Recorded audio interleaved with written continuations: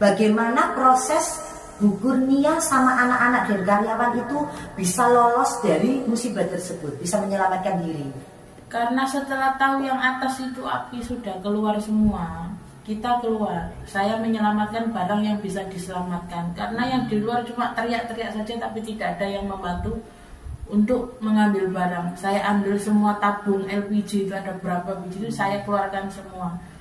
Saya mau ambil barang lagi sudah tidak boleh karena saya dari atas sudah jatuh ke bawah semua.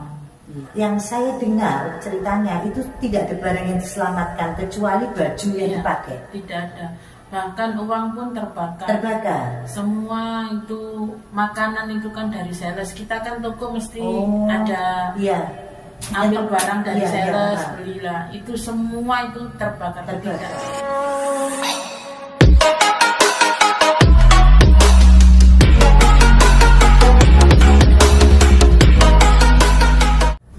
Assalamualaikum warahmatullahi wabarakatuh. Waalaikumsalam warahmatullahi wabarakatuh. Ya, teman-teman YouTuber, kita podcastnya hadir kembali setelah sekian lama tertidur lama karena banyak kesibukan yang harus kita jalani. Nah, pada kesempatan kita kali ini, perdana kita kali ini akan mengangkat sebuah kisah yang mana membuat perjalanan manusia itu hancur sehancur-hancurnya sehingga manusia tersebut tidak mempunyai apa-apa. Karena di dalam perjalanan kehidupan manusia itu pasti akan ada ujian sehingga orang tersebut nol. Cemek gepeng ibaratnya orang Jawa kalau mengatakan itu cemek gepeng. Itu adalah ujian terberat dari manusia, perjalanan hidup manusia. Sekarang kita lagi kedatangan satu narasumber yang mana beliau pernah mengalami hal tersebut, yaitu musibah satu kebakaran hebat yang meluluh lantakkan rumahnya sehingga yang tersisa hanya satu pakaian yang dikenakan saja. Dari situ beliau rasanya katanya mau bunuh diri. Tapi sekarang alhamdulillah usahanya sudah bangkit kembali dan sekarang menjadi bos dari Wingko terbesar di Kota Lamongan. Kita simak bagaimana perjalanannya beliau, cara beliau bangkit dari keterpurukan tersebut setelah musibah yang dialaminya. Kita sambut kedatangan Ibu Nia. Namanya siapa? Kurnia. Ya. Kita sambut Ibu Kurnia dari Lamongan. Mohon Ibu Kurnia memperkenalkan dirinya. Assalamualaikum warahmatullahi wabarakatuh. Waalaikumsalam warahmatullahi wabarakatuh. Saya Bu Kurnia dari Lamongan. Saya owner dari Wingko Mekarsari. Yang mau oleh-oleh dari Lamongan monggo mampir ke toko. Ya. Wingkonya ini sangat terkenal sekali. Satu box itu biasanya ada warna-warna unik, ada rasa-rasanya, ada rasa coklat, ada rasa vanila, ada rasa pandan, ada rasa nanas, rasa nangka. Biasanya itu apa? Rasa durian. Oh iya. Biasanya itu dibuat oleh-oleh acara-acara resmi. Saya pun kalau ada tamu dari provinsi, dari daerah itu pasti membeli oleh-oleh khas Wingko itu karena sangat diminati oleh orang di luar Lamongan. Monggo alamatnya di mana Dunia? Jalan Panglima Sudirman, timurnya stasiun Lamongan. Iya, kalau untuk pemberhentian bis-bis itu ya teman-teman ya, itu turun dari bis itu sudah ada yang namanya Mekarsari seperti itu. Oke, Bu Kurnia kita panggil seperti itu ya. Bu Kurnia sekarang usianya berapa? Usianya 39.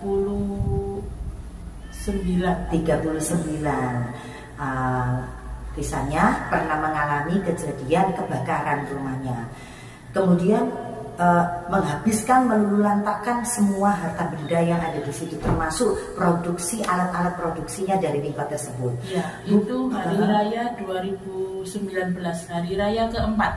Oh, setelah hari raya. Kalau boleh tahu musibah tersebut awalnya dari mana? Mungkin dari listrik karena kita yang di bawah lagi produksi Wingko kita nggak tahu. Kalau yang di atas sudah kebakaran. Iya. Berarti kebakarannya ada di atas. Atas sudah habis baru turun ke bawah langsung. Nggak mengira kalau di atas kebakaran karena di bawah itu juga produksi Wingko Ya, yang hawanya panas, jadi dikira itu adalah hawa dari proses winkle tersebut. Tidak ada asap, tidak ada bau. Justru dari orang luar yang memberitahu kalau yang atas itu sudah kebakaran. Itu Waktu 2019 setelah hari raya, hari yang keempat. Ya. Nah, kondisi kebakaran di rumah tersebut ada siapa saja itu? Ada anak, ada sama karyawan yang buat bingo sama saudara. Ada anak, berapa anaknya itu? Satu anak. Tiga anak berada di situ semua. Tapi tidak ada yang di atas, semuanya ada di bawah. Yang di atas itu khusus untuk naruh barang sama kardusnya bingo. Iya. Jadi yang terbakar itu ini ya, yang atas saja. Apakah yang di bawah itu juga ikut kebakar?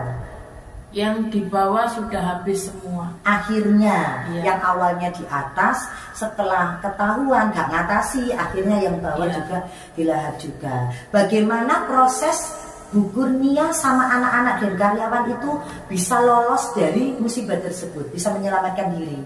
Karena setelah tahu yang atas itu api sudah keluar semua, kita keluar. Saya menyelamatkan barang yang bisa diselamatkan. Karena yang di luar cuma teriak-teriak saja, tapi tidak ada yang membantu untuk mengambil barang. Saya ambil semua tabung LPG, itu ada berapa biji, itu saya keluarkan semua. Saya mau ambil barang lagi sudah tidak boleh, karena saya dari atas sudah jatuh ke bawah semua. Iya. Itu kan di jalan raya, depannya jalan raya. Akhirnya lalu lintas juga bagaimana kondisinya? Lalu lintas berhenti, macet total. Iya. Macet total. Cuma memang ada sedikit rasa kecewa dari pemadam kebakaran, karena wilayah saya kan termasuk poros, tapi ternyata lama sekali pemadam kebakaran itu datang ke rumah. Terpaksa satu rumah dari sebelah saya hangus terbakar juga. Nasib baik banget orangnya, dia tidak minta ganti rugi dari saya, karena memang kesalahan itu dari saya. Iya, jadi rumah sebelah yang terbakar itu tidak minta ganti rugi, meskipun tahu kalau ini penyebabnya adalah Bu Kurnia. Memang kan dari listrik, justru yang rumahnya kebakaran itu sama toko kan, rumah saya juga kan sekali toko tinggal di situ tuh kan, dia justru kasihan karena saya masih banyak anak, sedangkan dia kan masih merintis, bukan merintis, memang baru pengantin baru gitu. Pengantin baru, jadi masih muda usianya, belum ada anak. Belum, jadi kan wis enggak apa-apa wis, memang itu musibah. Siapa yang mau. Berapa lama Bu Kurnia jarak kita telepon pemadam kebakaran sampai datang ke lokasi? Hampir pemadam kebakaran pertama sudah datang, tapi air tidak cukup. Yang kedua menunggu itu hampir 25 menit. 25 menit. Iya. Baru sampai. Sedangkan tempat saya kan Jalan Pantura, bukan masuk gang. Saya sempat protes ke Damkar waktu itu, tapi jawabannya memang gimana ya? Kalau untuk orang awam seperti saya, memang saya harus protes. Karena apa? Kenapa tidak ada air di dalam tangki? Jawabannya kayak gitu. Sedangkan harusnya kan ada sudah persiapan air. Kalau sewaktu-waktu ada kebakaran kan air harus sudah siap. Tapi ternyata dia harus menunggu isi air dalam tangki. Ya. Mau nggak mau rumah sebelah pun ikut terbakar kalau menunggu. Bisa jadi evaluasi, apapun itu harus dalam bahasa itu sedia payung sebelum hujan. Apalagi ini untuk mempersiapkan kebakaran yang sewaktu-waktu bisa terjadi ya punya ya. Koreksi buat pemadam kebakaran, barangkali ini bisa menjadi evaluasi, begitu ya punya ya. Iya, saya juga sempat protes, kenapa enggak diisi? Dijawab kalau harus standby air nanti pirnya mobil rusak. Jadi kalau ada kebakaran harus menunggu isi air dulu. Itu saya yang sangat saya sayangkan sekali dengan kecewanya dengan pegawai Damkar. Oke Bu Nia, mudah-mudahan kejadian seperti ini tidak akan terulang kembali, karena ini sangat musibah. Kalau banjir itu kita masih ada waktu untuk menyelamatkan dan itu tidak membahayakan nyawa. Tapi kalau kebakaran itu langsung lep sekejap mata seperti itu. Mudah-mudahan kita berdoa anak turun kita, keluarga kita tidak sampai mengalami musibah yang serupa. Kita diselamatkan oleh Allah dari berbagai macam musibah seperti itu. Nah, sekarang saya mau tanya, setelah kejadian itu tentunya semua orang akan glosor, lenger-lenger. Kok seperti ini? Nah, karena yang saya dengar ceritanya itu tidak ada barang yang diselamatkan kecuali baju yang dipakai. Tidak ada.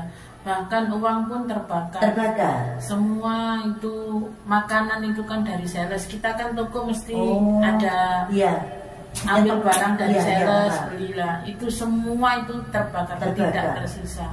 Yang dari pihak salesnya apakah tetap minta ganti? Ya, kita tetap mengganti dengan cara mencicil kan. Memang itu memang kejadiannya kan bukan maunya kita, memang musibah. Jadi salesnya bukan digratiskan tapi tetap mengembalikan, tapi bisa dijajah seperti itu. Kita tetap dikasih barang, kita juga tetap menyicil karena kan memang dia juga butuh kita juga butuh dia untuk tetap bekerja. Nah, setelah rumah ini roboh, terbakar semua, Bu Nia tinggal di mana? Saya tinggal di rumahnya orang tua. Kembali ke rumah orang tua. Tapi sekarang sudah bisa ditempati rumah yang terbakar ini. Sudah, alhamdulillah. Nah, berarti ini ada proses untuk membangun. Nah, dari mana? Apakah ini ada asuransi atau Bu Nia bagaimana ini sampai dari kejadian kebakaran sampai bisa berdiri kembali? Kalau untuk asuransi memang tidak ada. Karena tidak ada apa? Asuransi. Tanah yang saya pakai memang depan punya dari kelurahan, belakang punya PJKA. Jadi kita tidak ada sesuatu surat yang menuntut untuk asuransi, gitu loh. Jadi ya berdiri sendiri. Ada mungkin sumbangan dari teman, dari warga, dari RT, memang ada sumbangan lah. Kita dimintakan sumbangan dari orang-orang. Alhamdulillah, karena di balik musibah itu Bu Nia masih dikelilingi orang-orang yang baik hati, sehingga musibah tersebut terasa ringan, sehingga tanah rumah yang sudah roboh karena kebakaran itu sudah bisa didirikan kembali. Alhamdulillah sudah bisa bekerja lagi. Tapi di balik itu semua perjuangannya benar-benar harus perjuangan, karena namanya habis seperti itu pasti mental ini drop. Nah, apa yang membuat dunia itu sampai kuat, sampai bisa bertahan menghadapi ujian itu? 2018, pertengahan 2018 itu orang tua saya mulai stroke. Kejadian kebakaran 2019. Setelah itu 2000 belum 1 tahun, belum 1 tahun kebakaran itu. Nah, saya sudah bingung, tidak tahu. Waktu kebakaran lihat rumah sudah hancur itu, saya tidak tahu. Saya masih bisa buat rumah apa enggak? Saya tidak tahu juga. Saya memang langsung pingsan. Saya punya sakit jantung karena saya sudah tidak tahu bisa apa enggak saya bangun. Karena saya saudara tidak ada, orang tua juga sudah sakit. Tapi alhamdulillah, benar-benar alhamdulillah. Saya dapat satu teman, bukan saudara, tapi teman pun baru dekat setelah kita reuni. Dulu kita sekolah pun kita tidak pernah dekat. Jadi teman sekolah ini? Ya, dia teman sekolah, tapi kita tidak pernah dekat. Pada saat sekolah tidak pernah dekat? Tidak pernah dekat, bahkan tidak pernah bertegur sapa apapun, tidak pernah. Cuma biasalah, itu cuma teman gitu aja. Tapi setelah reuni kita juga hanya kenal di reuni itu aja. Tapi setelah musibah ini benar-benar dia satu orang yang bisa saya mintai tolong. Dia yang selalu mensupport saya untuk bangkit kembali. Jadi pada saat habis reuni itu adalah sebelum kebakaran. Belum kebakaran. Bu Nia itu sekolah. Seorang ini bukan teman, dia teman sekolah toh, tapi tidak pernah menjadi akrab, apalagi tegur sapa juga tidak pernah. Kemudian terjadilah reuni, ketemu. setelah reuni ada kebakaran itu dan teman ini mendengar kalau Bu Kurnia mendapat musibah itu, akhirnya datang seperti itu. Ya kita kan reuni sering ketemu, setelah itu kita kumpul-kumpul. Iya. Setelah kumpul-kumpul ya biasa lah, namanya emak-emak kan buat grup gitu. 4 orang kita waktu itu, sama saya 4 orang. 2 dia menolong saya, tapi 1 ini benar-benar melebihi dari saudara saya. Saudara pun dia tak ada berpikir untuk bagaimana dia percaya untuk menyerahkan uangnya, mensupport saya untuk membangun rumah saya lagi, membangun usaha saya lagi. Dari mulai apapun dia yang berusaha, kalaupun saya harus mengembalikan jasanya pun saya belum mampu kalau sampai sekarang pun apapun masalah saya, dia selalu ada buat saya. Berapapun saya bingung, susah, pernah saya hampir sudah putus asa, tapi dia selalu mensupport saya. Apapun yang saya pikirkan, apapun yang saya membuat saya bingung, dia selalu ada buat saya. Benar-benar melebihi saudara. Bahkan saudara pun kadang belum tentu percaya sama saya, tapi orang lain dengan hati yang baik dia bilang, wis ta, awakmu ono duit piro, bangunan tak golekno duit. Orang pertama yang suruh saya untuk bangkit kembali. Sehingga Bu Kurnia yang aslinya ibarat daging diiris wis gak metu getene, karena saking putus asanya saya bisa bangkit kembali karena 1 orang ini. Itu hanya support apa uangnya juga dikasih untuk membangun atau gimana? Uang. Sampai sekarang pun belum lunas. Memang dia pun tidak pernah meminta ataupun menagih, tidak pernah.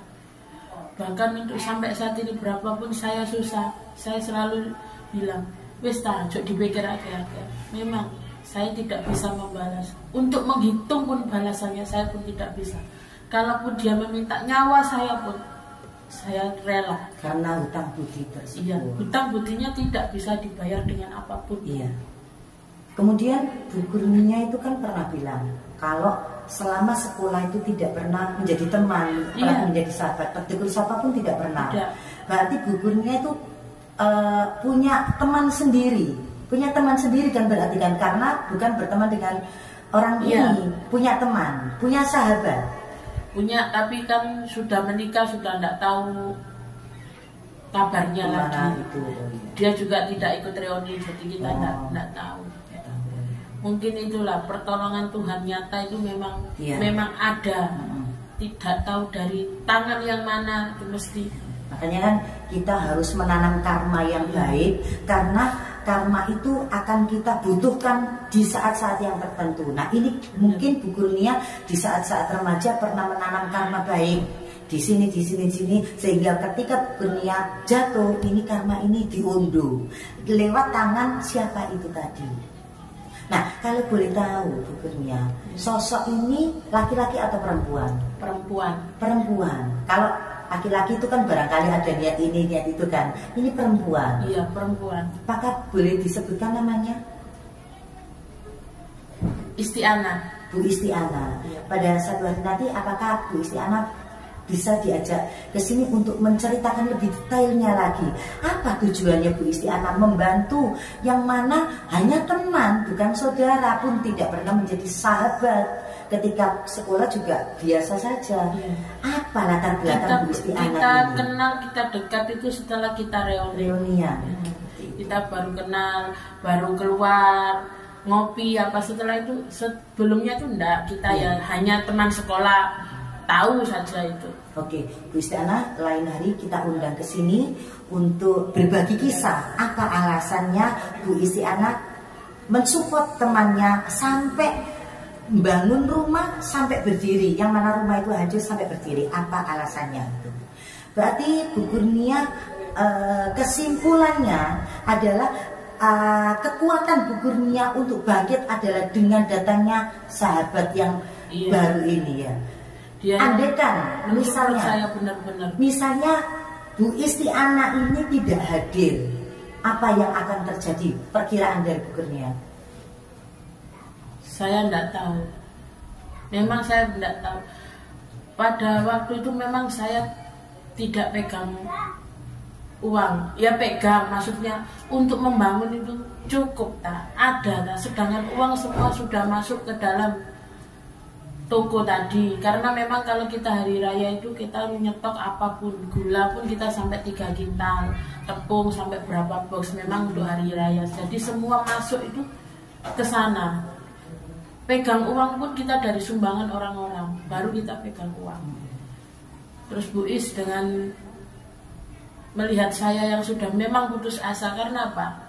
Posisi saya juga orang tua sakit.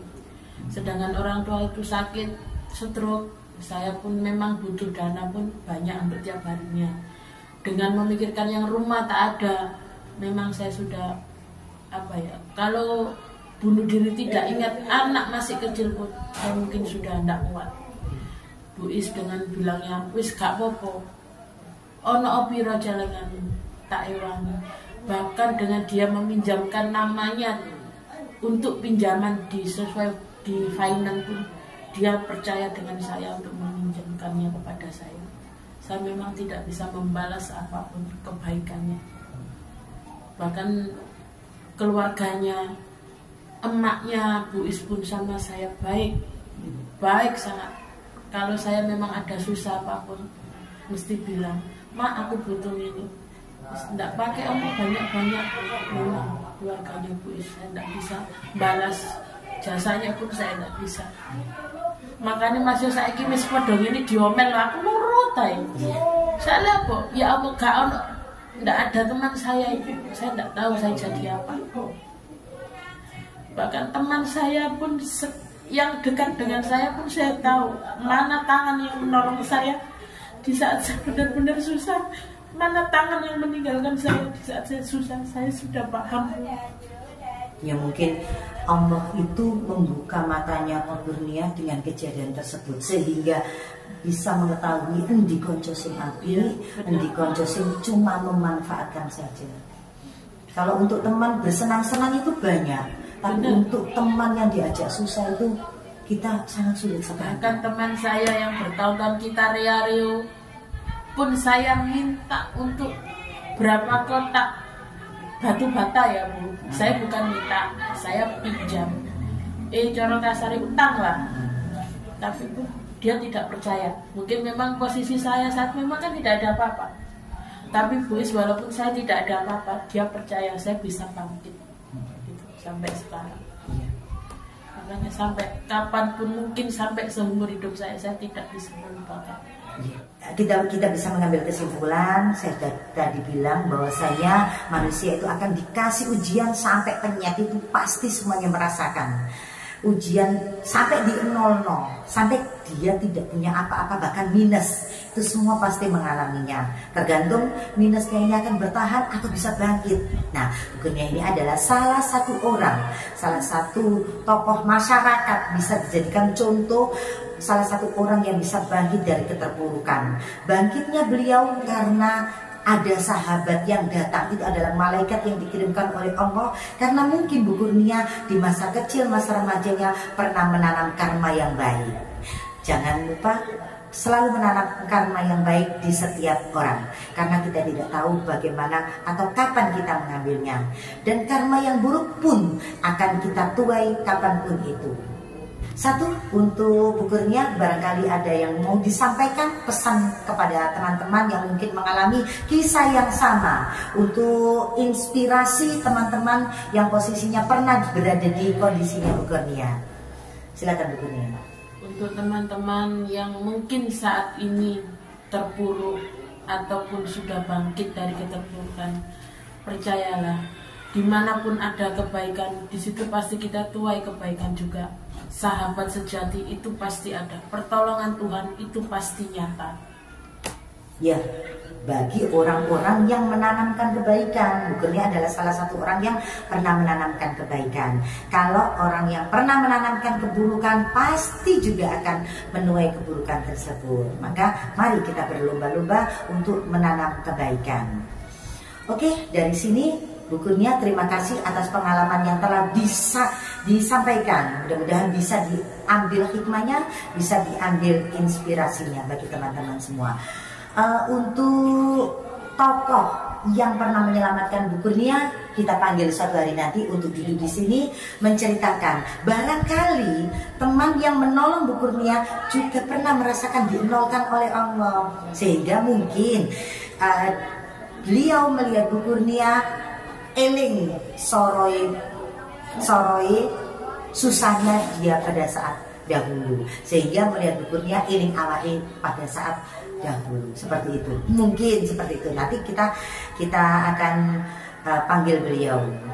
Oke teman-teman, sampai di sini perbincangan kita dengan Bu Kurnia yang telah menceritakan kisahnya kepada kita semua. Kita salam pamit dulu kepada pemirsa semua. Billahi taufiq wal hidayah, walidayah wal inayah. Assalamualaikum warahmatullahi wabarakatuh. Dadah.